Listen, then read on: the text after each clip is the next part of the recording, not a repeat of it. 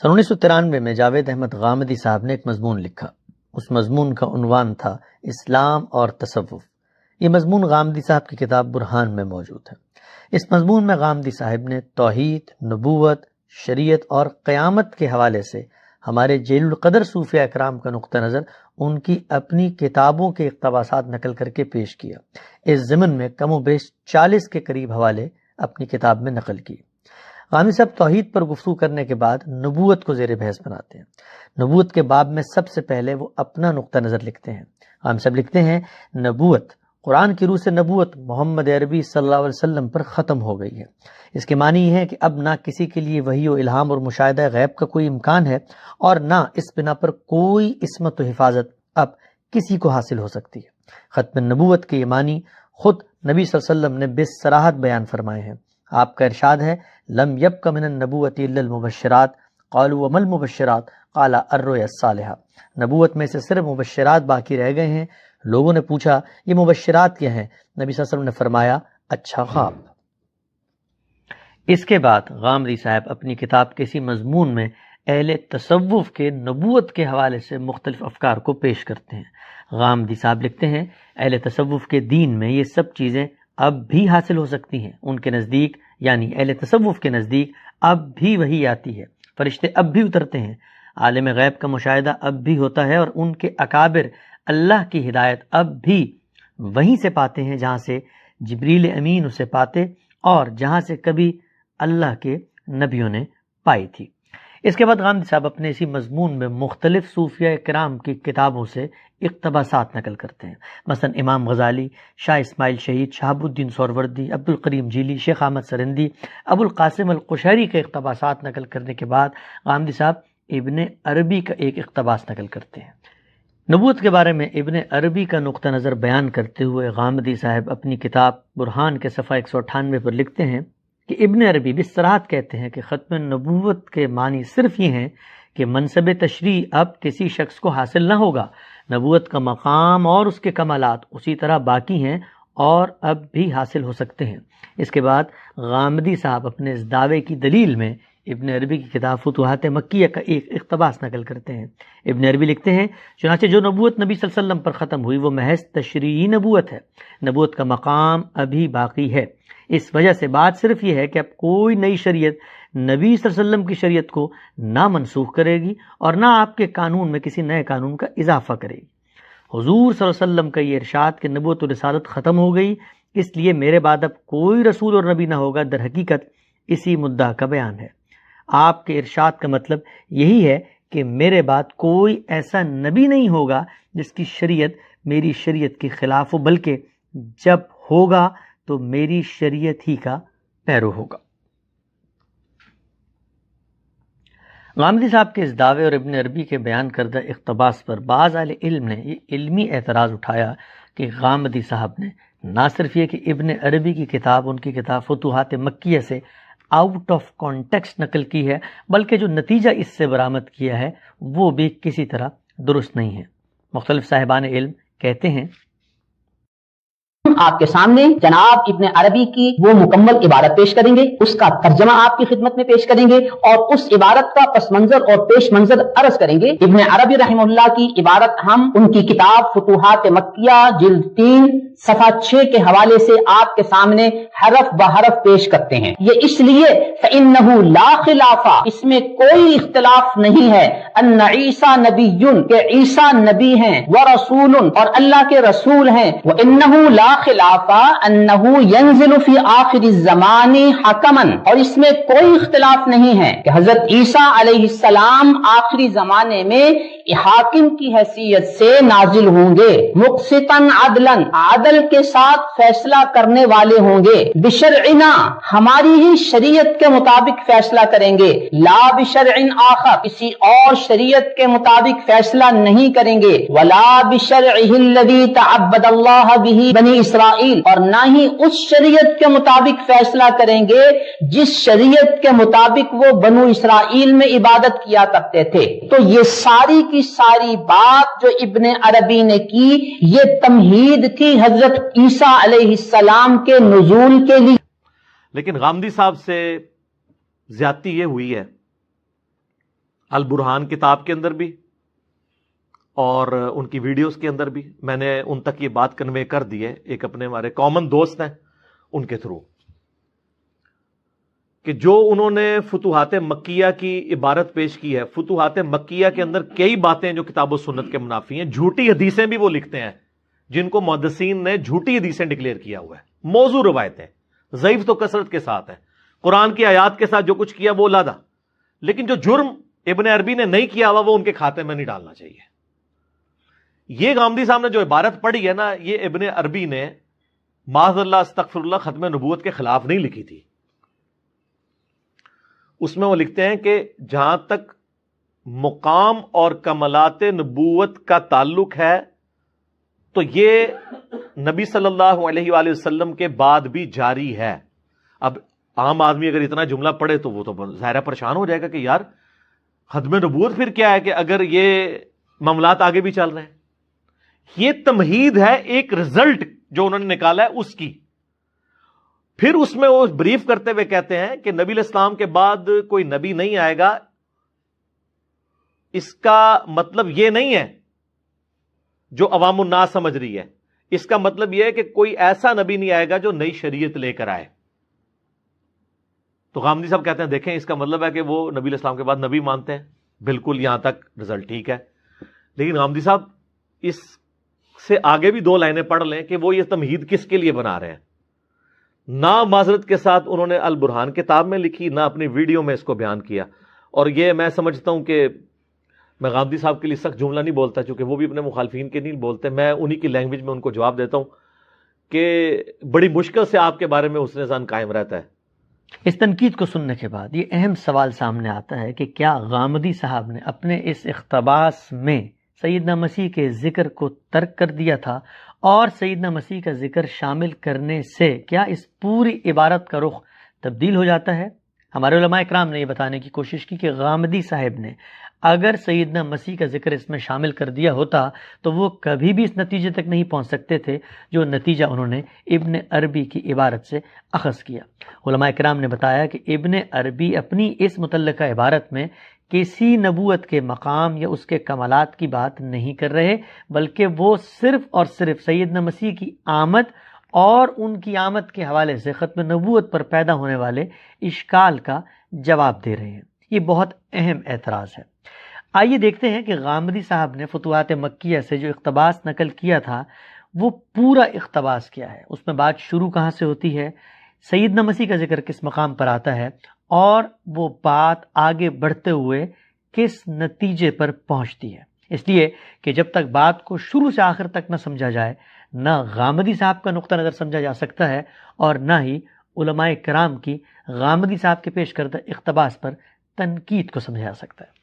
آئیے اب ہم جناب ابن عربی کی کتاب فتوحات مکیہ سے اس اقتباس کا علمی مطالعہ کرتے ہیں اور یہ جاننے کی کوشش کرتے ہیں کہ جناب ابن عربی اپنی اس کتاب کے اس حصے میں گفتگو کا آغاز کیسے کر رہے ہیں، اس گفتگو کو وہ آگے کیسے بڑھاتے ہیں، اور پھر اس کا کیا نتیجہ ہے جو وہ برآمد کرتے ہیں۔ ابن عربی لکھتے ہیں، اور یہ باب ان مسائل پر مشتمل ہے جن کو اللہ کے بندوں میں سے صرف وہ اکابر ہی جانتے ہیں جو اپنے زمانے میں اسی طرح بمنزلہ انبیاء ہوتے ہیں جس طرح انبیاء زمانہ نبوت میں ہوتے ہیں، اور یہ نبوت عامہ ہے۔ چنانچہ جو نبوت رسول اللہ صلی اللہ علیہ وسلم کی وجود مسعود پر ختم ہوئی وہ محض تشریعی نبوت ہے، نبوت کا مقام نہیں ہے۔ اس وجہ سے بات صرف یہ ہے کہ اب کوئی نئی شریعت نبی صلی اللہ علیہ وسلم کی شریعت کو نہ منسوخ کرے گی اور نہ آپ کے قانون میں کسی نئے قانون کا اضافہ کرے گی۔ ابن عربی لکھتے ہیں، حضور صلی اللہ علیہ وسلم کا یہ ارشاد کہ نبوت و رسالت ختم ہو گئی ہے، اس لیے میرے بعد اب کوئی رسول اور نبی نہ ہوگا، در حقیقت اسی مدعا کا بیان ہے۔ آپ کے اس ارشاد کا مطلب یہ ہے کہ میرے بعد ایسا کوئی نبی نہیں ہوگا جس کی شریعت میری شریعت کے خلاف ہو، بلکہ وہ جب ہوگا تو میری شریعت ہی کا پیرو ہوگا۔ اسی طرح کوئی رسول بھی نہیں ہوگا، یعنی کوئی ایسا رسول بھی میرے بعد اللہ کی مخلوقات میں سے کسی کی طرف کوئی ایسی شریعت لے کر نہیں آئے گا کہ وہ اس شریعت کی طرف انہیں دعوت دے۔ لہٰذا یہی وہ نبوت ہے جو ختم ہوئی اور جس کا دروازہ بند کر دیا گیا ہے۔ نبوت کا مقام ختم نہیں ہوا۔ ابن عربی لکھتے ہیں نبوت کا مقام ختم نہیں ہوا اور نہ اس کا دروازہ بند کیا گیا ہے۔ یہ وہ ابتدائی پیراگراف ہے کہ جس میں ابن عربی اس موضوع پر اپنی گفتگو کا آغاز کرتے ہیں۔ اس پیراگراف میں ابن عربی بات کیا کر رہے ہیں؟ اگر غور کریں تو یہاں پر ابن عربی بصراحت الفاظ میں 3 باتیں بیان کر رہے ہیں۔ پہلی بات یہ ہے کہ نبوت 2 قسم کی ہوتی ہے۔ ایک تشریعی نبوت ہے جو کہ اللہ کا اختصاص ہے، یعنی اللہ تعالیٰ ہی ہیں جو کسی شخص کو شریعت دے کر نبی بنانے کا انتخاب کرتے ہیں۔ اور دوسری نبوت کی قسم جو ہے وہ نبوت عامہ ہے، جس کا آغاز فیضان وجود سے ہوتا ہے، جو کہ اضطراری عمل ہے۔ یہ اضطراری عمل آگے بڑھتا ہے، اپنے مراحل طے کرتا ہے اور پھر بالآخر اس مقام تک پہنچ جاتا ہے، اور اس کے بعد انسان اپنے اکتساب اور جدوجہد سے ایکوائٹ طریقے پر نبوت کے مقام کو حاصل کرتا ہے۔ ابن عربی پہلی بات یہاں یہ بیان کر رہے ہیں کہ نبوت کی 2 قسمیں ہوتی ہیں، ایک نبوت عامہ اور ایک نبوت تشریعی۔ یہ نبوت تشریعی ہے جو اللہ کے انتخاب سے کسی شخص کو عطا ہوتی ہے، لیکن جہاں تک نبوت عامہ کا تعلق ہے تو یہ اکتسابی ہے، ایکوائرڈ ہے، یعنی اس کو حاصل کیا جا سکتا ہے، پہلی بات۔ دوسری بات جو ابن عربی اس پیراگراف میں بیان کر رہے ہیں وہ یہ ہے کہ نبوت تشریعی ہے کہ جس کا خاتمہ ہوا ہے، نبوت عامہ ختم نہیں ہوئی، نبوت عامہ جاری ہے۔ اور تیسری بات ابن عربی یہ بیان کرتے ہیں کہ نبوت عامہ کن کو ملتی ہے؟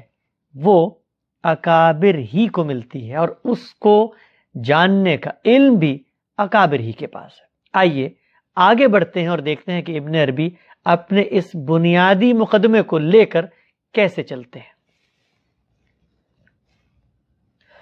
جناب ابن عربی آگے لکھتے ہیں یہی سبب ہے کہ اس میں کبھی کوئی اختلاف نہیں ہوا کہ عیسیٰ علیہ السلام نبی اور رسول ہیں، اور نہ اس میں کبھی کوئی اختلاف ہوا کہ وہ آخری زمانے میں ہماری شریعت کے مطابق عدل و انصاف کے ساتھ فیصلہ کرنے والے حاکم بن کر نازل ہوں گے۔ وہ کسی دوسری شریعت کے مطابق فیصلے نہیں کریں گے، اسی طرح اس شریعت کے مطابق بھی فیصلے نہیں کریں گے جس کا اللہ تعالیٰ نے بنی اسرائیل کو پابند کیا تھا، اس حیثیت سے کہ وہ اس کو لے کر نازل ہوں، بلکہ جو چیز اس میں ظاہر ہوگی وہ بھی وہی ہوگی جسے محمد صلی اللہ علیہ وسلم کی شریعت نے باقی رکھا ہوگا۔ لیکن عیسیٰ علیہ السلام کی نبوت اس کے باوجود ان کے لیے ثابت اور متحقق ہے۔ سو یہ وہ نبی اور رسول ہیں جو محمد صلی اللہ علیہ وسلم کے بعد ظاہر ہوں گے، اور آپ کی یہ بات بھی بالکل سچی ہے کہ آپ کے بعد کوئی نبی نہیں ہوگا۔ یہاں دیکھیے ابن عربی نے جہاں سے بات کا آغاز کیا تھا کہ نبوت 2 طرح کی ہوتی ہے، ایک تشریعی اور ایک نبوت عامہ، اور پھر یہ بتایا تھا کہ نبوت اکتسابی بھی ہوتی ہے، یعنی ایکوائرڈ، اپنی جدوجہد سے حاصل بھی کی جا سکتی ہے، اور وہ نبوت عامہ ہے۔ لیکن ایک دوسری نبوت ہے جو کہ اختصاصی اللہ تعالیٰ نے ہی منتخب کرنا ہے کسی شخص کو شریعت دے کر۔ اور تیسری بات یہ کہ نبوت عامہ اکابر کے لیے خاص ہے۔ ابن عربی اس کے بعد سیدنا مسیح کا ذکر کرتے ہیں۔ یہ وہ مقام ہے جو علماء نے غامدی صاحب پر تنقید کرتے ہوئے پیش کیا تھا، اور یہ بتایا تھا کہ دیکھیے ابن عربی دراصل نبی عیسیٰ علیہ السلام کے نزول کے حوالے سے ایک اشکال کا جواب دینے کے لیے یہ ساری گفتگو کر رہے ہیں، لیکن صورتحال اس سے بالکل مختلف ہے۔ اس جگہ پر ابن عربی سیدنا مسیح کا ذکر کیوں کر رہے ہیں؟ اگر غور کریں تو یہ بات بالکل واضح ہو جاتی ہے کہ ابن عربی اس سوال کا جواب دے رہے ہیں کہ نبوت کی اگر یہ 2 قسمیں موجود ہیں اور جو نبوت عامہ ہے وہ جاری ہے، تو پھر سیدنا مسیح علیہ السلام جو دنیا میں تشریف لائیں گے تو وہ کس حیثیت میں لائیں گے؟ ابن عربی اپنے اسی تصور نبوت عامہ کی مثال کے طور پر جناب عیسیٰ علیہ السلام کا تذکرہ کرتے ہیں، اور یہ بتاتے ہیں کہ سیدنا مسیح نے بھی در حقیقت اسی تصور نبوت کے تحت دوبارہ آنا ہے. یعنی وہ کوئی تشریعی نبی یا رسول تو نہیں ہے، لیکن انہوں نے آنا ہے اور ختم نبوت ہو چکا ہے، تو وہ کیسے تشریف لائیں گے؟ وہ در حقیقت نبوت عامہ کے اسی اصول کے تحت تشریف لائیں گے جو اب قیامت تک جاری ہے. جناب ابن عربی نے اس مقام پر سیدنا مسیح کی مثال اپنے تصور نبوت عامہ کی ایک مثال کے طور پہ پیش کی ہے، اور اس اشکال کو حل کیا ہے کہ ختم نبوت کے بعد سیدنا مسیح کی آمد اگر ہوگی تو کیسے ہوگی. ابن عربی نے بتایا کہ ان کی آمد بھی اسی اصول کے تحت ہوگی جس اصول کو ہم نے ابتدا میں بیان کیا، اور ہم نے یہ بتایا کہ جو نبوت اکتسابی ہے اس میں شریعت نہیں ہوتی. چنانچہ دیکھیے کہ سیدنا مسیح بھی تشریف لائیں گے اور ان کے پاس بھی شریعت نہیں ہوگی. آگے دیکھیے کہ ابن عربی اپنی بات کو کیسے آگے بڑھاتے ہیں. جناب ابن عربی لکھتے ہیں، سو ہم نے پوری قطعیت کے ساتھ جان لیا کہ آپ کی مراد یعنی رسول اللہ صلی اللہ علیہ وسلم کی مراد اس قول سے کہ آپ کے بعد کوئی نبی نہیں ہوگا خاص کر تشریعی نبوت تھی. یہی وہ چیز ہے جسے اہل نظر کے ہاں اختصاص سے تعبیر کیا جاتا ہے. اور جب وہ یعنی اہل نظر کہتے ہیں کہ نبوت کوئی اکتسابی چیز نہیں ہے تو اس سے بھی ان کی مراد یہی تشریعی نبوت ہوتی ہے. رہے وہ لوگ جو اکتساب نبوت کے قائل ہیں تو اس سے وہ اللہ کے ہاں خاص اس مقام نبوت کا حصول ہی مراد لیتے ہیں جس میں کوئی شریعت نہیں ہوتی، نہ ان کے لیے اور نہ دوسروں کے لیے.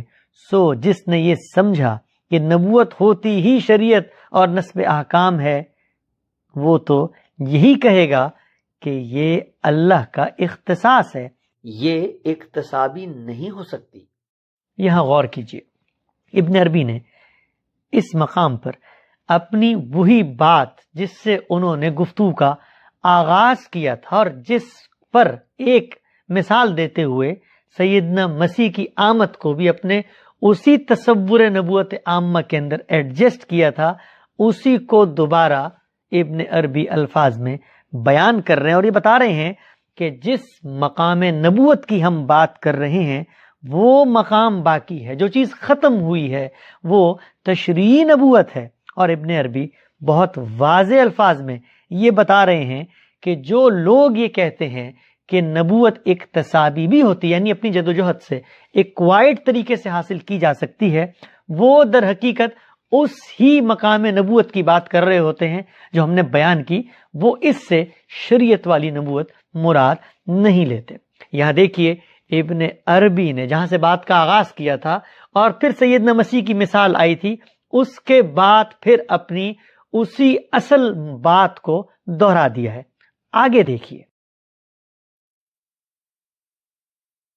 جناب ابن عربی لکھتے ہیں، چنانچہ جب تم ابو حامد غزالی اور بعض دوسرے بزرگوں کی طرح کسی اللہ والے صاحب کشف کا کلام دیکھو کہ وہ اپنے اس کلام سے نبوت کے اکتسابی ہونے کی طرف اشارہ کر رہا ہے تو سمجھ لو کہ اس سے ان کی مراد اس کے سوا کچھ نہیں جو ہم نے اوپر بیان کر دیا. اور ہم نے یہی حقیقت اس کتاب میں نماز کے باب کے آخر میں نبی صلی اللہ علیہ وسلم پر درود بھیجنے کی فصل میں بھی واضح کی ہے. یہی وہ مقربین ہیں جن کے بارے میں اللہ تعالیٰ نے فرمایا ہے عینن یشربو بہل مقربون. اللہ تعالیٰ نے اپنے نبی عیسیٰ علیہ السلام کی صفت اس لفظ سے بیان کی ہے وجیہن فی الدنیا والآخرہ ومن المقربین. ملائکہ کو بھی اسی سے موصوف کیا، لہذا فرمایا وللملائکۃ المقربون. یہاں دیکھیے ابن عربی نے امام ابو حامد غزالی کا حوالہ دے کر یہ کہا کہ وہ اصولی بات، وہ ابتدائی بات جو ہم نے بیان کی تھی کہ نبوت عامہ اور نبوت تشریعی دو مختلف چیزیں ہیں، تو امام ابو حامد غزالی کے کلام میں بھی اسی بات کے اشارے ملتے ہیں. یعنی ابن عربی کے مطابق امام ابو حامد غزالی بھی در حقیقت اسی نبوت عامہ کے تصور کو پیش کر رہے ہیں.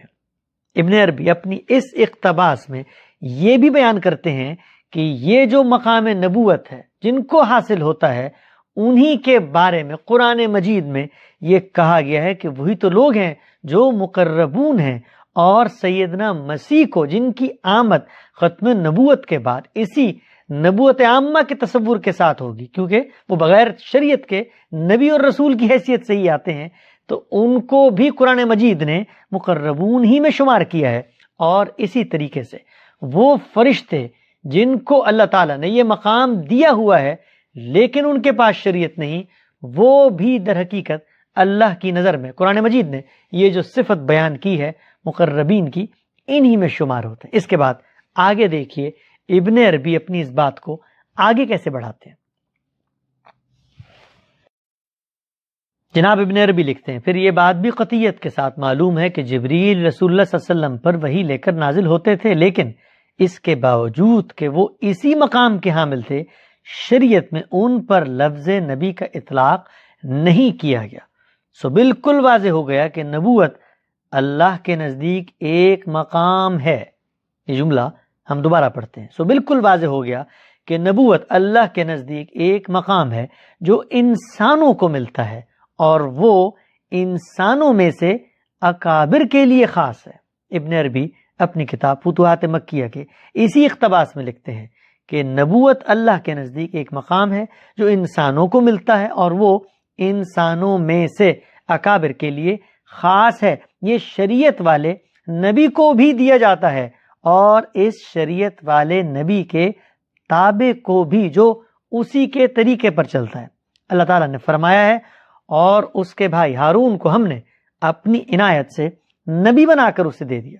چنانچہ جب اس مقام نبوت کو تابع کی نسبت سے دیکھا جاتا ہے، اور اس لحاظ سے کہ اس کو یہ مقام اس کی اتباع سے حاصل ہوا، تو اس مقام کے حامل کو مکتسب اور اس اتباع کے لیے اس کی جدوجہد کو اکتساب کا نام دیا جاتا ہے، جبکہ اس کے پاس اس کے پروردگار کی طرف سے کوئی ایسی شریعت نہیں آئی ہوتی جو اس کے ساتھ خاص ہو، اور نہ کوئی ایسی شریعت جسے وہ دوسروں کو پہنچائے۔ ہارون علیہ السلام ایسے ہی نبی تھے۔ یہاں دیکھیے ابن عربی نے 3 باتیں نہایت وضاحت سے الفاظ میں بیان کر دی، اور اپنا وہی اصل تصور نبوت عامہ جو ابتدا میں بیان ہوا، اور جس میں پھر سیدنا مسیح کے نزول کو ایڈجسٹ کیا گیا، اور پھر جس کے بعد یہ بتایا گیا کہ وہ اکابر کے لیے خاص ہے، وہی وہ مقام ہے کہ جس کا خاتمہ نہیں ہوا اس میں، اور تشریح نبوت میں فرق ہوتا ہے۔ ابن عربی یہاں اپنی کتاب کے اس اقتباس میں 3 باتیں واضح کرتے ہیں۔ پہلی بات یہ کہ دیکھیے جبریل علیہ السلام بھی اللہ کے مقرب بندوں میں شمار ہوتا ہے، اور ان کو بھی وہی ملتی تھی لیکن وہ شریعت نہیں رکھتے تھے، چنانچہ یہی وہ مقام ہے نبوت عامہ کا جو ان کو بھی حاصل ہوا تھا۔ اسی طریقے سے آگے لکھتے ہیں کہ ہارون علیہ السلام بھی ایک نبی کے تابع کی حیثیت سے آئے تھے، ان کے پاس بھی کوئی مستقل الگ شریعت نہیں تھی، چنانچہ وہ بھی اسی نبوت عامہ کے تصور کے تحت اس مقام تک پہنچ گئے تھے۔ اس کے بعد ابن عربی اپنی اس کتاب کے اس اقتباس میں ایک بات نہایت وضاحت سے کہتے ہیں، ہم ان کی بات کو دوبارہ پڑھتے ہیں۔ ابن عربی کہتے ہیں نبوت اللہ کے نزدیک ایک مقام ہے جو انسانوں کو ملتا ہے، اور وہ انسانوں میں سے اکابر کے لیے خاص۔ یہ شریعت والے نبی کو بھی دیا جاتا ہے، اور اس شریعت والے نبی کے تابع کو بھی جو اسی کے طریقے پر چلتا ہے۔ تو یہ پورا اقتباس سیدنا مسیح کے تذکرے کے بعد ابن عربی بیان کر رہے ہیں۔ آگے سنیے، ابن عربی لکھتے ہیں اس مقام کا وجود متحقق ہے، لیکن ہم نے اس پر لفظ نبوت کے اطلاق کا دروازہ بند کر دیا ہے تاکہ کوئی خیال کرنے والا یہ خیال نہ کرے کہ نبوت کے اس لفظ کا اطلاق کرنے والا یہ شخص اس سے شریعت والی نبوت مراد لے رہا ہے، اور اس طرح غلطی میں پڑ جائے، جس طرح کے بعض لوگوں نے امام ابو حامد غزالی کے بارے میں یہی خیال کیا، اور کہنے لگے کہ انہوں نے کیمیائے سعادت اور بعض دوسری کتابوں میں نبوت کے اکتساب کی بات کی ہے۔ ہم اس سے اللہ کی پناہ مانگتے ہیں کہ ابو حامد کی مراد اس سے کچھ مختلف ہو جو ہم نے اوپر بیان کیا۔ اللہ نے چاہا تو ہم آگے اس مقام کے ساتھ خاص ان اسرار کا ذکر کریں گے جو اس کے حاملین سے مختص ہوتے ہیں۔ وہ اسرار جنہیں وہی جانتے ہیں جن کو وہ حاصل ہو جاتے ہیں۔ یہاں دیکھیے آخر میں ابن عربی نے اپنی پوری بحث کا خلاصہ بیان کر دیا ہے۔ یہاں پر بھی ابن عربی 3 باتیں بیان کر رہے ہیں۔ پہلی بات کہ یہ جو پورا تصور ہم نے اسٹیبلش کیا، جس کی مثالیں ہم نے بتائیں، جس کے تحت سیدنا مسیح کی آمد ثانی کو ہم نے ایڈجسٹ کیا ہے، ہم نے بتایا کہ ہارون بھی کس نوعیت کے نبی تھے، ہم نے بتایا کہ نبوت ایک مقام ہے جو انسانوں کو حاصل ہوتی ہے اور اکابر کے لیے خاص ہے۔ اسی کے بارے میں ابن عربی اپنے اقتباس کے آغاز میں کہتے ہیں کہ اس مقام کا وجود متحقق ہے، یعنی یہ ایک ثابت شدہ حقیقت ہے کہ نبوت کی 2 قسمیں، ایک تشریعی اور ایک نبوت عامہ۔ اور ابن عربی یہ کہتے ہیں کہ یہ بات بھی ثابت شدہ ہے، دوسری بات کہ نبوت عامہ اکتسابی ہے، ایکوائرڈ ہے، انسان حاصل کرتا ہے اور انسانوں میں سے اکابر کے لیے خاص ہے۔ لیکن تیسری بات ابن عربی بیان کرتے ہیں کہ کسی کو غلط فہمی نہ ہو کہ ہم جب اس نبوت عامہ کا اطلاق کسی شخص پہ کریں یا اس کو اپنا لیں تو لوگ یہ خلط مبحث کا شکار نہ ہوں کہ ہم اس سے شریعت والی نبوت مراد لے رہے ہیں۔ چنانچہ اس وجہ سے ہم نبوت کا لفظ اپنے لیے اختیار نہیں کرتے، لیکن یہ مقام بھی موجود ہے اور اس مقام کا نتیجہ بھی موجود ہے۔ یہ ایک ثابت شدہ حقیقت ہے جو انسانوں میں سے اکابر کو حاصل ہوتی ہے اور اپنے اکتساب سے حاصل ہوتی ہے۔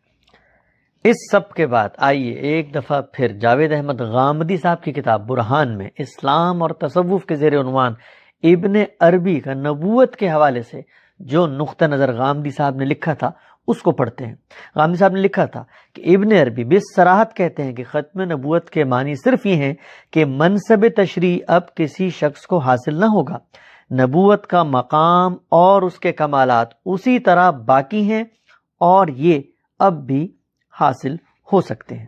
ابن عربی کی کتاب فتوحات مکیہ کی جلد 3 صفحہ 6 کے تفصیلی مطالعے کے بعد یہ بات 2 اور 2 4 کی طرح واضح ہو جاتی ہے کہ غامدی صاحب نے ابن عربی کی نبوت کے حوالے سے جو رائے نقل کی وہ وہی رائے ہے جسے ابن عربی نے اپنی کتاب میں پوری خوبی، تفصیل اور صراحت کے ساتھ بیان کیا۔ اور اس سوال کا جواب ان ناقدین کے ذمہ ہے کہ وہ بتائیں کہ ابن عربی کی ان عبارتوں میں مقام نبوت، کمالات نبوت، نبوت کے اکتسابی ہونے، امام غزالی کے اسی تصور نبوت عامہ، مسیح، جبرائیل اور ہارون علیہ السلام کی نبوت کی نوعیت کی اس پوری بحث کا کیا مطلب ہے، اور ابن عربی کی عبارتوں کے دفاع سے فارغ ہو کر سب سے اہم سوال کہ یہ پورا تصور نبوت عامہ اللہ کی کتاب قرآن مجید میں کس مقام پر بیان ہوا ہے۔